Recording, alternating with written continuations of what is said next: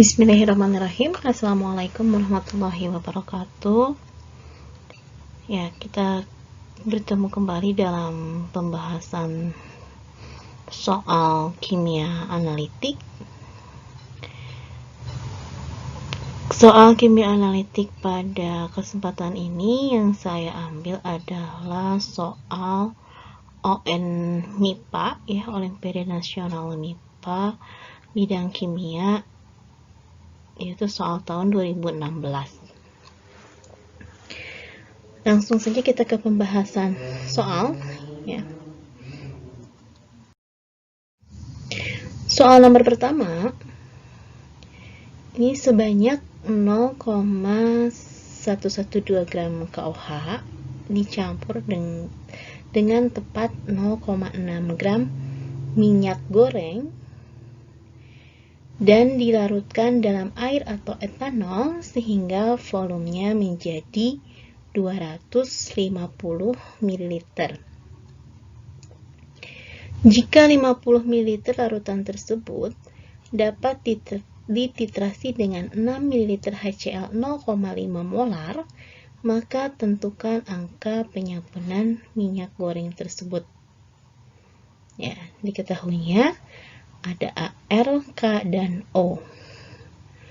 Oke. Nah, untuk nomor 1 ini yang ditanyakan adalah bilangan penyampunan. Nah, bilangan penyampunan ini didefinisikan sebagai miligram KOH yang diperlukan untuk mentitrasi 1 gram lemak, ya, dengan reaksinya sebagai berikut. Ya, jadi reaksinya minyak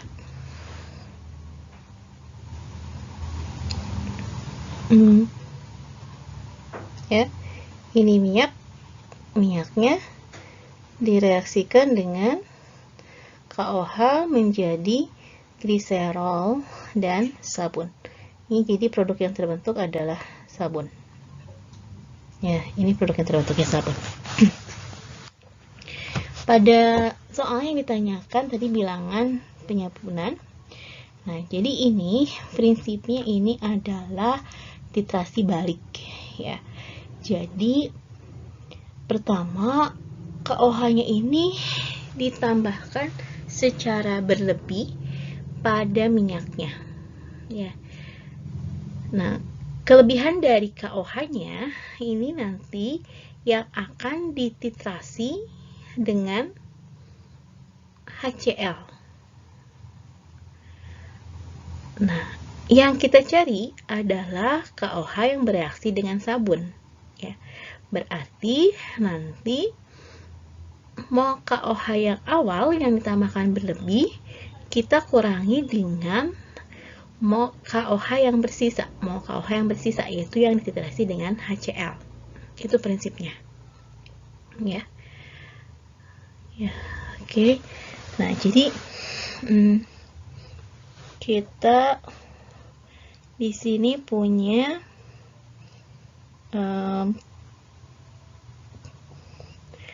mol KOH yang ditambahkan berlebih, ya.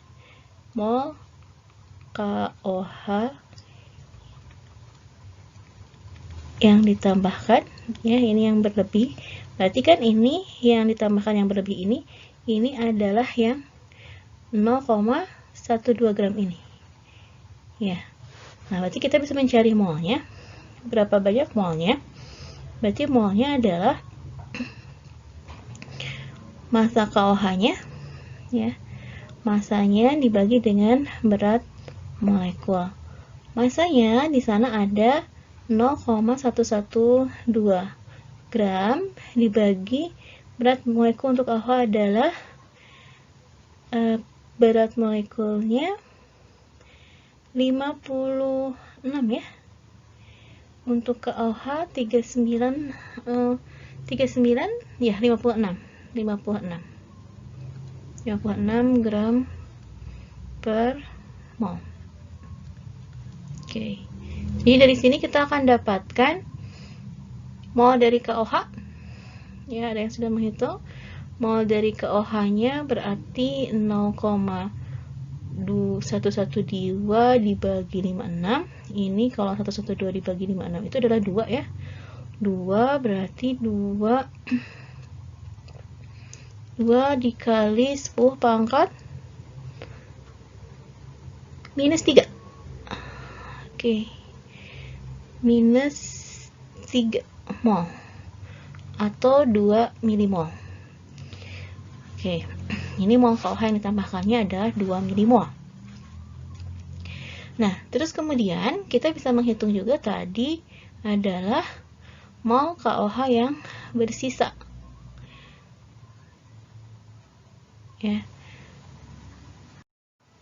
Ya, mol.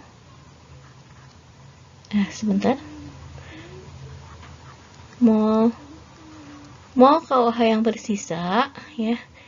Mol KOH yang bersisa berarti ini akan sama dengan mol dari HCl. Ya, berarti sama dengan mol dari HCl 6 ml dikali 0,5 molar. Jadi adalah 3 milimol. Nah, ini yang saya bingung di soalnya. Karena harusnya berarti kan ini mol yang bersisa ini jauh lebih sedikit daripada mol yang ditambahkan. Ya. Harusnya yang ini lebih banyak. Ini lebih banyak, ini lebih sedikit. Ya. Jadi nanti harusnya di sini kita bisa menghitung mol dari KOH yang bereaksi dengan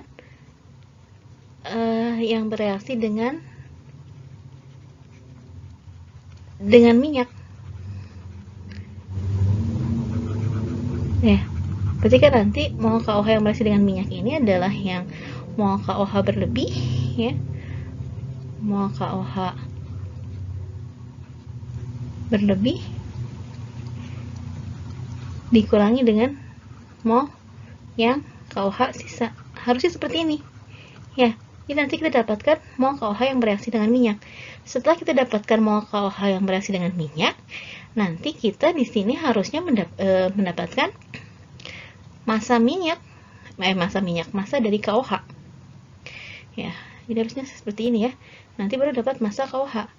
Massa dari KOH-nya nanti harusnya dapatnya maksudnya ini massa KOH yang bereaksi dengan minyak ya. Berarti harusnya tadi kan mol yang hasil dari sini ya. Mol yang hasil dari sini ini nanti harusnya molnya dikalikan dengan berat molekul dari KOH. Ya. Nanti baru kita untuk menghitung bilangan penyambunannya. Bilangan penyambunannya ini berarti nanti ini miligram KOH-nya ya, miligram KOH per nanti kita bagi dengan massa minyak dalam satuan gram. Nah, oke. Jadi nanti kita harusnya mendapatkan seperti ini. Ya, tapi ini saya ada bingungnya. Tadi bingungnya itu adalah ini karena kita mendapatkan mol KOH-nya lebih sedikit.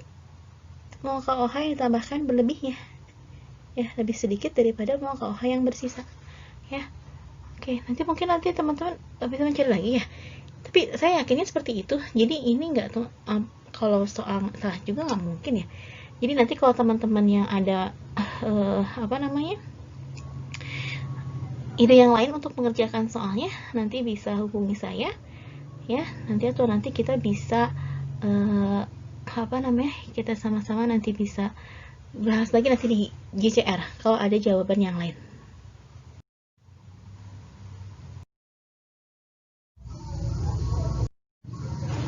Kita lanjutkan dengan soal nomor 2. Soal nomor 2 ini ya, suatu sampel mengandung ion klorida dianalisis dengan metode gravimetri. 0,2 gram sampel yang mengandung klorida dilarutkan dalam 150 ml Aquades dalam wadah tertutup dan diasamkan dengan asam nitrat pekat beberapa tetes. Selanjutnya, ke dalam wadah tersebut ditambahkan tetes demi tetes larutan perak nitrat sampai semua ion kloridanya mengendap. Larutan suspensinya kemudian dipanaskan sampai hampir mendidih dan terus diaduk sampai endapan terkoagulasi dan larutan supernatarnya terlihat jelas. Ya. Kemudian terlihat jelas ya, terlihat jernih. Setelah didiamkan dalam ruangan tertutup selama 1 jam, endapan disaring dan dikeringkan pada temperatur 120 sampai 130 derajat Celcius. Ya. Massa endapan yang diperolehnya adalah 0,2870 gram. Ya. Oke, yang pertama yang ditanyakannya adalah tulis reaksi yang terjadi lengkap dengan fasanya. Ya, reaksi yang terjadi di sini ini berarti reaksinya adalah reaksi pengendapan ya. Reaksi pengendapan ini krenigrafimetri. Pengendapan yang terjadinya ya, pengendapan yang terjadi berarti di sini kita mempunyai sampel yang mengandung Cl- ya. Cl-nya ya. Sampel yang mengandung Cl-nya ini dalam fasanya adalah larutan. Dalam fase larutan ini ditambahkan dengan larutan yang mengandung Ag+. Dalam fase larutan juga ini akan menjadi endapan AgCl dalam bentuk endapan. Ya, reaksi yang terjadi. Oke. Kemudian pertanyaan yang kedua ini adalah hitung kadar dari klorida ya. Kadar klorida dalam sampel ya. Untuk menghitung kadar klorida dalam sampel berarti kan kita harus menghitung massa klorida di dalam sampel dibagi dengan massa sampel dikali 100% ya. Oke. Nah, di sini untuk menghitung ya, jadi untuk menghitung tadi persen klorida ya. Nah, ini mengingatkan saja. Berarti kan nanti yang ditanyakan ada persen kloridanya. Persen klorida itu berarti kan nanti massa dari klorida dibagi dengan massa dari sampel dikali 100. Nah, massa sampel ini kita dapatkan dari mana? Massa sampel ini kita dapatkan dari massa endapan. Massa endapan dikalikan dengan faktor gravimetri. Ya, faktor gravimetri. Faktor gravimetri ya, faktor gravimetri untuk AgCl, Cl di dalam AgCl ya, Cl di dalam AgCl. Berarti ini faktor gravimetrinya adalah nanti berat atom dari Cl dibagi dengan berat molekul dari AgCl. Ini faktor gravimetrinya. Ya. Nah, oke, kita hitung dulu ini massa kloridanya. Berarti massa endapannya adalah ini massa endapan ya. Ini massa endapannya. Ini massa endapan. Ya, massa endapannya. Berarti massa endapannya adalah 0,2870 gram ya, dikalikan dengan faktor gravimetri. Faktor gravimetrinya berarti Cl dibagi dengan AgCl. Cl-nya 35,45 dibagi dengan berat molekul AgCl ini 143,4 ya, dibagi dengan massa sampel yang mana massa sampel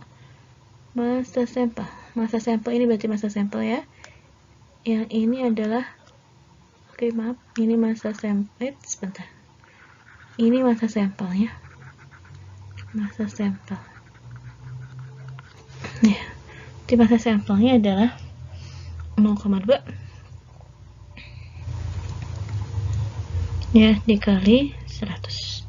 Oke, setelah dihitung, ini dapatnya, nanti teman-teman coba hitung juga ya. Udah dihitung. Ini dapatnya 7,1 ya, yang atas 7,1 dibagi 0,2 dikali 100.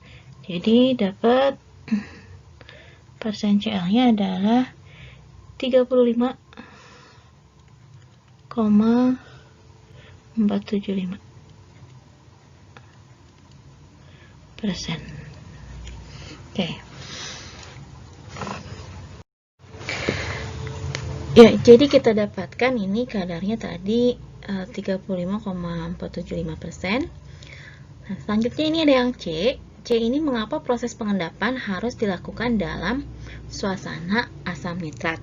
Oke. Jawabannya, ini harus diasamkan dengan asam nitrat.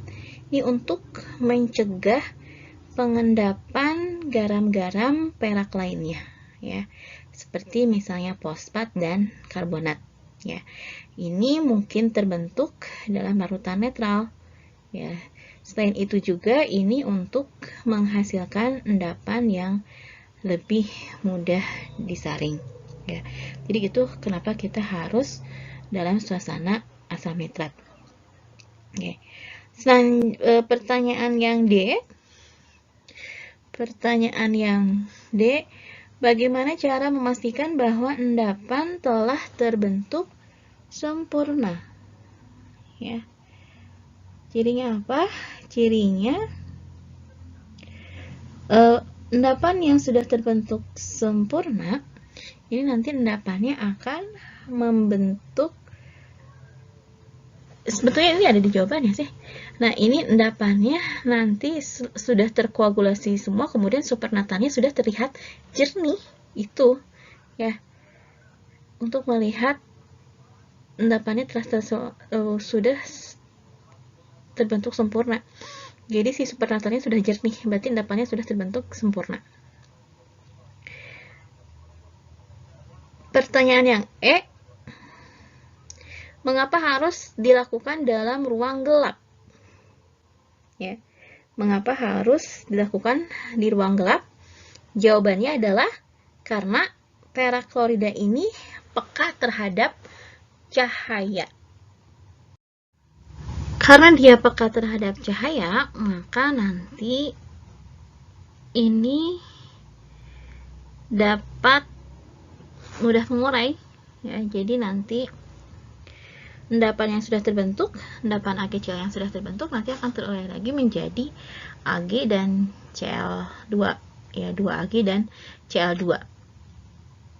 Ya. Itu ya, jadi karena dia mudah terurai reaksinya. Kemudian pertanyaan yang selanjutnya, apa yang terjadi bila ke dalam endapan ditambahkan larutan amonia? Ya. Nah, yang terjadi apabila ke dalam larutan di dalam amonia, nanti kelarutannya akan meningkat.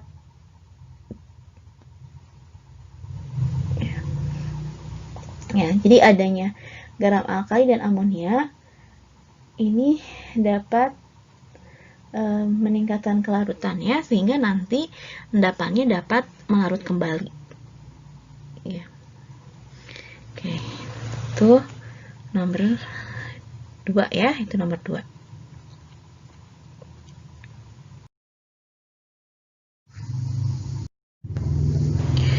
Ya, selanjutnya nomor 3, soal nomor 3 ini mengenai penentuan kadar Cu.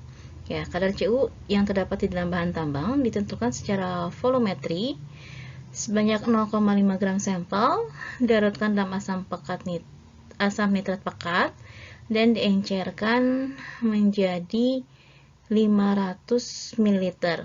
Ya, kemudian sebanyak 50 ml larutan sampel ditambah dengan 25 ml larutan Ki 0,1 molar, kemudian dititrasi dengan larutan natrium tiosulfat 0,1 molar, ya. Memerlukan 6,5 ml untuk mencapai titik ekivalen dengan indikator amilum. Tentukan kadar Cu ya dalam sampel. Oke, ini reaksinya sudah dikasih ya. Reaksinya sudah dikasih, ini reaksinya C. Jadi, kita punya sampel Cu ya. Pertama, Cu ini ya akan kita rubah. Cu2 plus ini adalah menjadi Cu ya. Cu2 plus menjadi Cu plus ya, berarti akan direduksi ya. Jadi Cu-nya direduksi nih. Cu-nya direduksi menjadi Cui ya dengan menambahkan I-. Ya, kemudian nanti dari reaksi antara Ki-nya berarti I-nya ini nanti akan dihasilkan I3 ya, I3-. Nah, baru nanti I3- ini, I3- yang dihasilkan dari reaksi Cu2 plus dengan I-, I3-nya ini ya, I3- ini dititrasi dengan tiosulfat. Ya. Jadi tiosulfat itu mentitrasi I3- hasil reaksi Cu2 plus dengan Ki. Ya. Seperti yang sudah pernah saya sampaikan kemarin-kemarin, jadi Bapak untuk soal titrasi itu bisa kita selesaikan dengan stoikiometri sederhana saja. Ya. Nah, jadi yang pertama itu, kunci yang pertama kita harus menyetarakan dulu persamaannya. Ya, ini redoks. Ya, ingat ya, nanti kalau ini berarti karena ini titrasinya titrasi redoks, ya. Berarti ini reaksinya juga reaksi redoks. Jadi nanti kalau mau menyetarakan persamaannya, nanti setarakan secara redoks ya. Jadi muatannya harus sama. Ya. Ya, jadi selain jumlah atom sebelah kanan sebelah kiri sama, nanti muatannya juga sebelah kanan sebelah kiri harus sama gitu ya. Nah, kita lihat nih sekarang Cu2 plus dengan I-, ya ini menjadi Cui plus I3-. Oke, ini berarti udah ketahui sih, ini di sebelah kanan I-nya ada 3, berarti di sebelah kiri kita harus menambahkan 3. Ya, jadi ininya sebentar. Berarti ininya 3 I-, ya. Sudah setara belum sekarang? Ini 2 plus tambah 3 I-, berarti muatan di sebelah kiri sekarang adalah minus 1, di sebelah kanan minus 1. Oke, ini sudah setara. Ya, kemudian reaksi yang selanjutnya ini reaksi titrasinya, titrasi I3- dengan S2O3. Ini reaksinya belum setara ya. Di sebelah kiri I-nya ada 3 ya, atom I-nya ada 3, berarti di sebelah kanan juga harus ada 3 ya. Oke, berarti ini juga harus ada 3 ya, harus ada 3. Selanjutnya sebentar ya. Oke. Jadi ini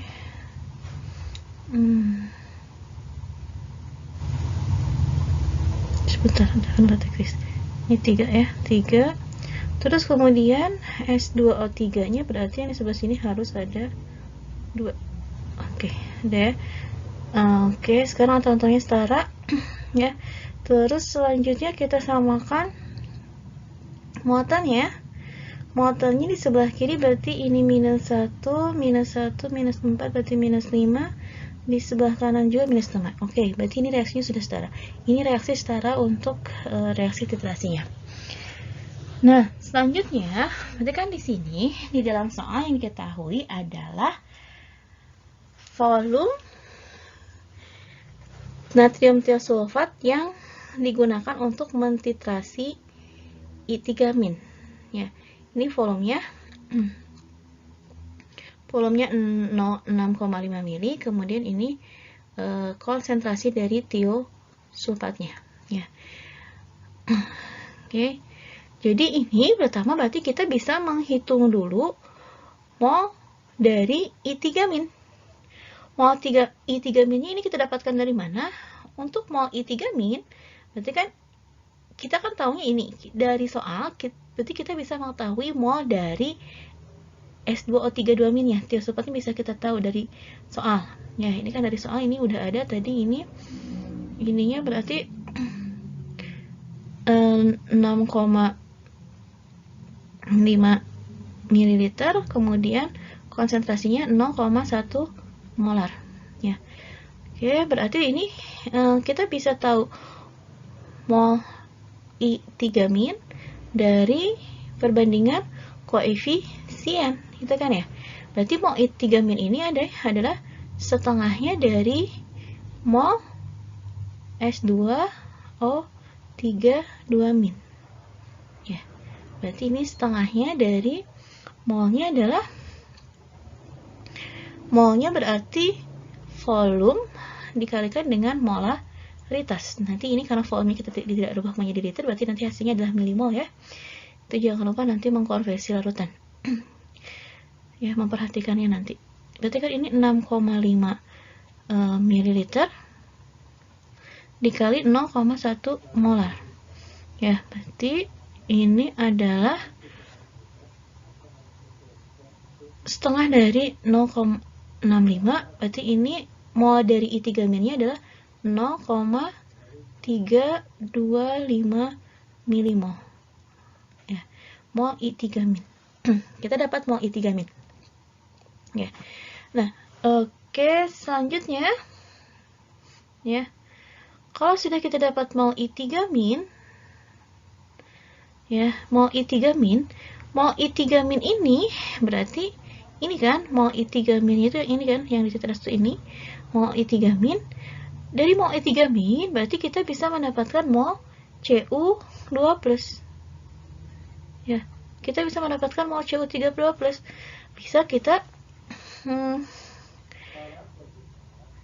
kita dengan perbandingan koefisien lagi. Di sini koefisien mol Cu2+ ini sama dengan koefisien I3-.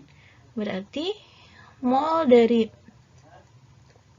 Cu2+ ini akan sama dengan mol dari I3-. Ya.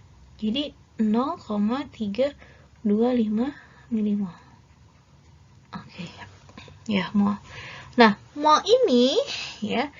Ini jangan lupa, mol ini mol dari volume sampel sebanyak 50 ml aliquotnya kan ya. 50 ml sampelnya. Ya. Nah, sedangkan sampel keseluruhan itu adalah ada 500 ml. Ini sampel keseluruhan. Ya, berarti yang kita ambil tadi untuk titrasi ini hanya 50 ml aja sampelnya. Di dalam 50 ml sampel ada 0,325 milimol Cu. Nah, sekarang mol Cu dalam sampelnya ada berapa banyak? Ya. Terus sekarang mol Cu2+ di dalam sampelnya berarti sama dengan ini 0,32 milimol, berarti kan tadi dalam 50 ml ya, dikali sampelnya itu ada 500 ml. Oke, 10.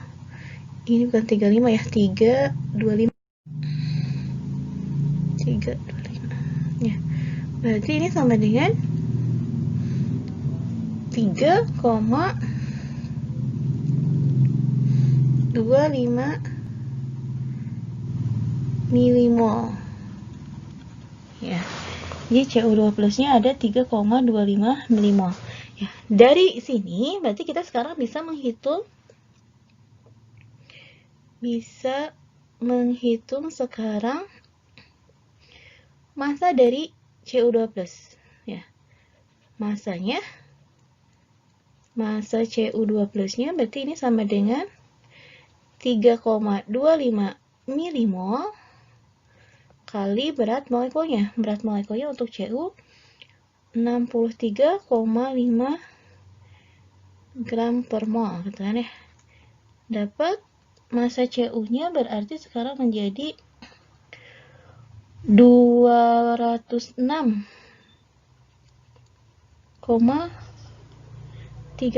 mg. Atau sama dengan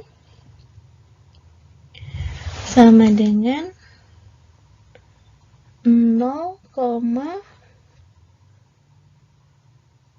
oke, udah miligram aja nggak apa-apa karena itu berarti sama dengan 0,206 sekian ya, 375 gram.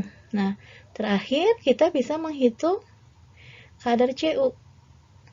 Persen Cu-nya berarti sama dengan massa dari Cu2 plusnya dibagi dengan massa dari sampel. Ya, dikali 100. Massa Cu-nya 0,206 ya, 75 dibagi dengan massa sampelnya 0,5 gram dikali 100. Oke, jawabannya adalah 41,275%. Ya, ini konsentrasi dari Cu-nya.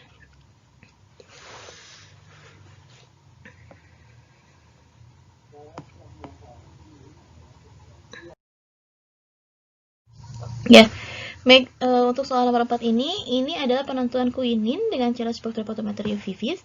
Ini kalau kita lihat caranya, kalau kita lihat soalnya, ini berarti dia menggunakan standar adisi 2 titik. Ya, untuk standar adisi 2 titik, ini secara percobaan, jadi yang pertama ini larutan sampelnya diukur absorbansinya, ya, sampel tanpa penambahan apapun. Nah, terus kemudian di labu yang kedua, sampel ini ditambahkan dengan larutan standar yang sudah diketahui konsentrasinya dengan volume tertentu. Ya, diketahui konsentrasinya dengan volume tertentu. Nah, kemudian nanti diukur kembali absorbansinya. Ya. Untuk menyelesaikan persoalan standar adisi 2 titik, ini kita bisa menggunakan rumus langsung. Rumus yang bisa kita gunakan ini adalah rumusnya ya. Cx-nya ini berarti konsentrasi dari sampel. Cx ini sama dengan S1. S1 itu berarti tadi absorbansi tanpa penambahan standar dikalikan dengan CS ini adalah volume dari larutan standar dikalikan dengan CS ini adalah konsentrasi dari larutan standar yang ditambahkan dikalikan dengan Vs. Vs ini adalah volume larutan standar yang ditambahkan dibagi dengan ini S2 ini adalah absorbansi yang setelah penambahan standar dikurangi tadi S1 ya, S1 yang atas dikalikan dengan volume dari larutan sampelnya. Ya, jadi ini rumus yang bisa digunakan. Ya, ini rumus yang bisa digunakan ya. Oke. Nah, di soal ini S1, CS, PS, S2, S1, Vx ini sudah diketahui semuanya. Ya. Nah, oke, kita lihat di soalnya. Ini dari larutan diambil Oke, yang pertama nih, satu buah tablet dilarutkan dalam air sehingga volumenya menjadi 250 ml. Dari larutan tersebut diambil 20 ml dan diencerkan menjadi 100 ml. Oke, berarti ini yang pertama, di 20 ml ini kita dapatkan 20 ml ini berarti data Vx ya. Terus selanjutnya ini diencerkan menjadi 100 ml, kemudian diukur dengan spektrofotometer UV Vis. Ini memberikan transmitansi 25,18. Ya, ini 25,18 ini adalah transmitansi yang pertama ya, sinyal yang pertama tadi ini sinyalnya di sini berupa transmitansi ya, ini transmitansi yang pertamanya. Kemudian, nah 20 ml larutan sampel ditambah dengan 10 ml larutan standar. Berarti ini adalah 10 ml-nya volume dari larutan standar. Ya. Ya, larutan 10 ml larutan standar yang mengandung quinine 25 ppm. Berarti ini adalah konsentrasi dari larutan standar. Ya. Selanjutnya ini dibuat menjadi volume akhirnya 100 ml, ternyata memberikan transmitansi 22,16.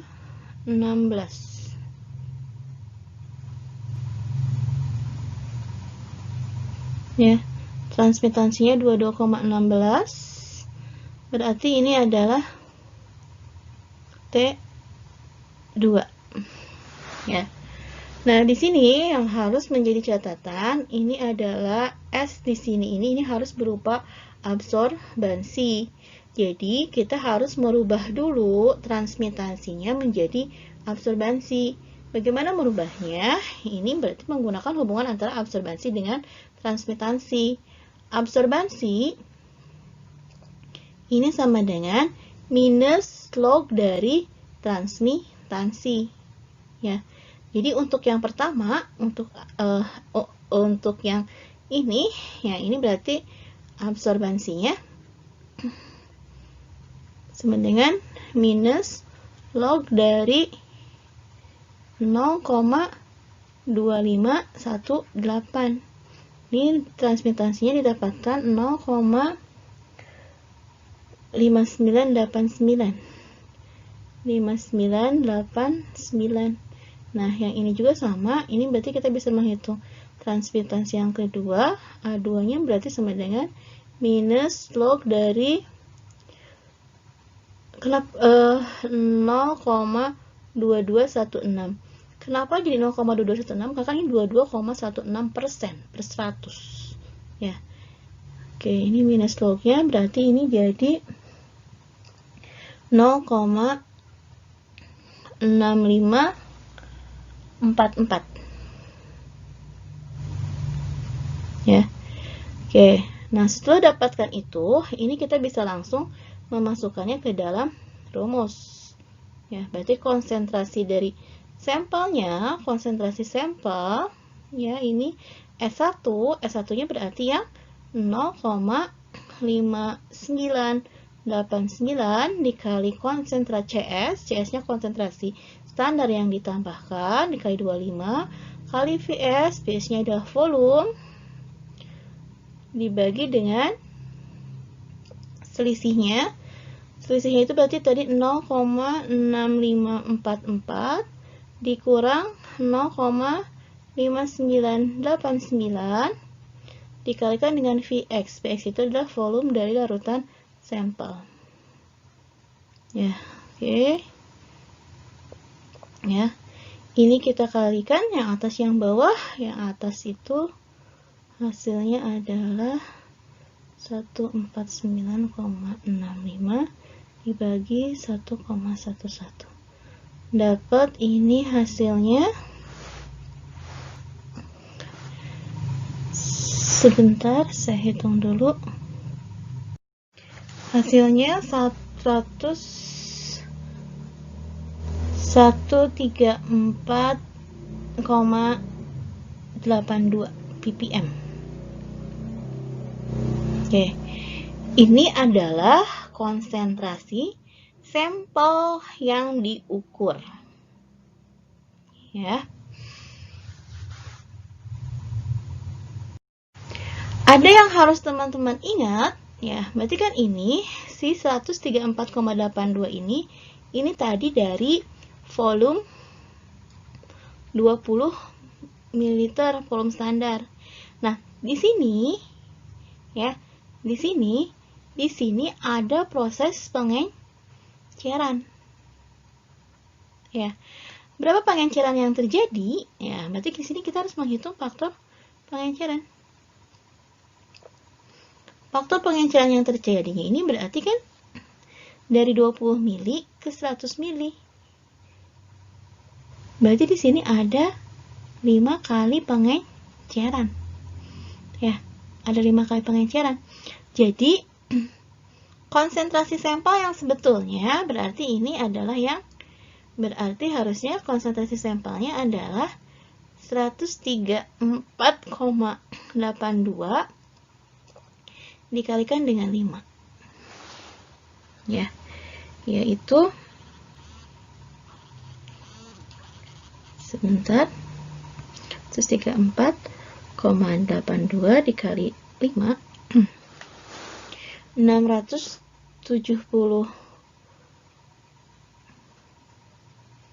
674,1 ppm. Ya. 674,1 ppm. Nah, kemudian berarti ini adalah konsentrasi sampel. 674 ppm ini berarti ini adalah 674,1 mg per liter. Nah, karena yang kita gunakan ini hanya 250 mili, ya, nah kan di sini volumenya hanya ada 200 ml ya. Nah, berarti yang mana 250 mili sebentar. Oke. Ya, berarti ini ya, ini kan nah, jadi si massa kuininnya ini, kuinin ya, ini berarti ini adalah 674,1 mg dalam 250 ml kan ya, 250 ml per seliter ya, berarti hanya seperempatnya. Ini massa kuininnya adalah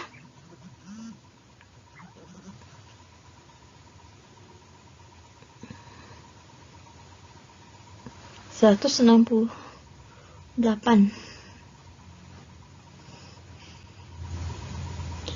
168,525 mg. Oke, ya. Itu untuk massa kuininnya.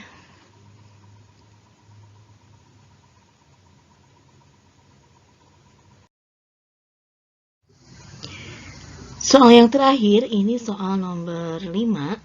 Ya, soal nomor 5 ini titrasi konduktometri lagi. Ya, ini dikasih grafik.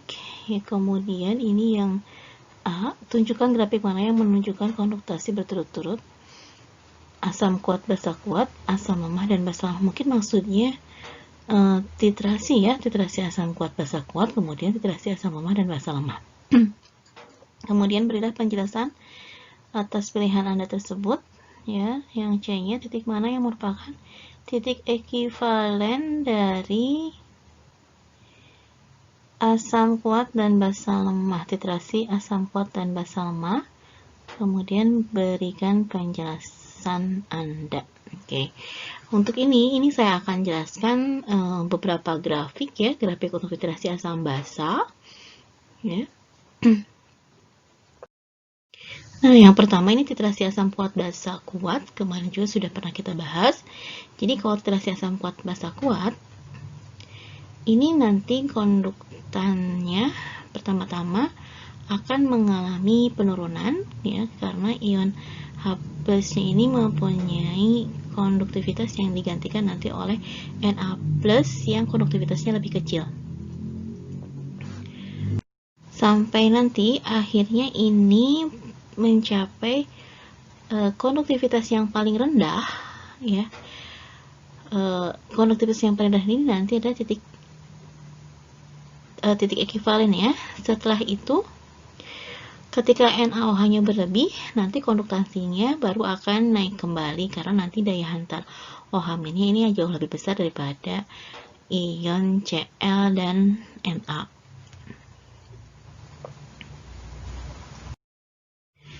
Yang selanjutnya ini untuk titrasi asam lemah basa kuat, contohnya ini adalah asam borat yang dititrasi dengan NaOH. Ya. Nah, ini titrasi tidak akan terbentuk sempurna karena nanti akan terbentuk dapar. Dapar itu adalah buffer dari garam yang terjadi ya. Jadi sehingga nanti penambahan NaOH ini tidak akan langsung digunakan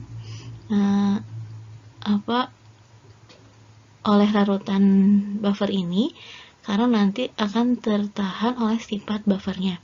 Baru setelah terjadinya borat ya, nanti akan Na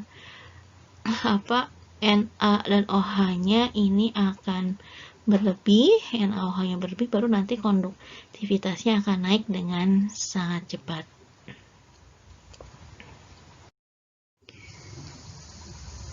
Untuk titrasi asam lemah dan basa kuat, ini contohnya ada titrasi, kalau tadi itu titrasi antara borat ya, tadi borat dan NaOH, ini titrasinya adalah antara asetat dengan NaOH.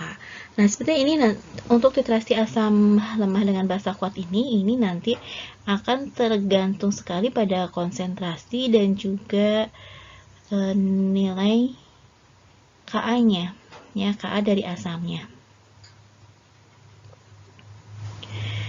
ya.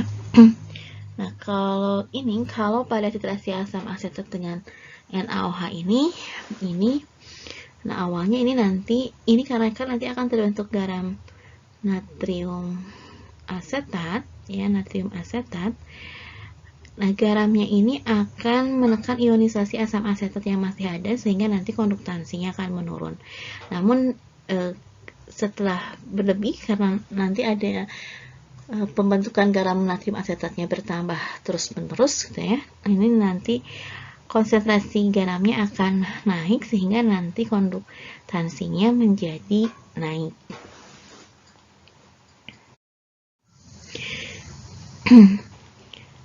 Titrasi asam lemah basa lemah, kalau ini contohnya adalah amonia dengan asam asetat. Ini kurvanya memang hampir sama dengan titrasi asam lemah dan basa kuat yang tadi asam asetat dengan NaOH. Kenapa? Karena kan ini nanti akan terbentuknya sama-sama garamnya garam asetat ya, garam amonium asetat, dan juga kalau tadi natrium asetat, ini sama-sama elektrolit kuat.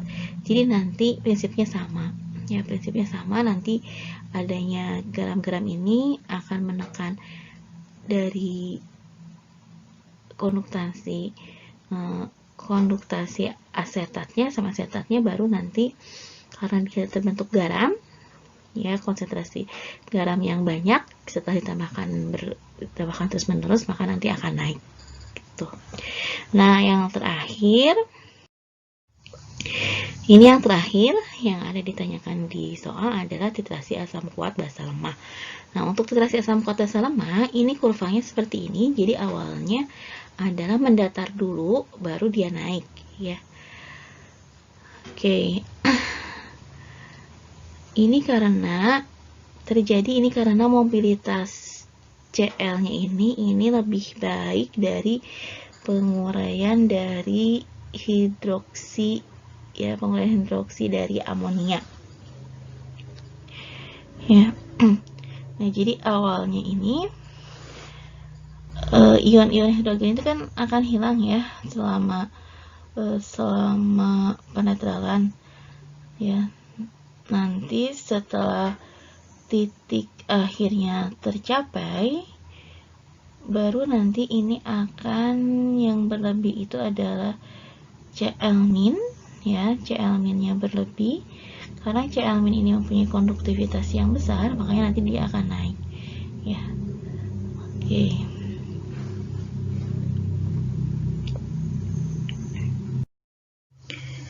Itu saja yang bisa saya sampaikan pada pembahasan soal kesempatan ini ya. Terima kasih atas perhatian rekan-rekan semua ya. Assalamualaikum warahmatullahi wabarakatuh.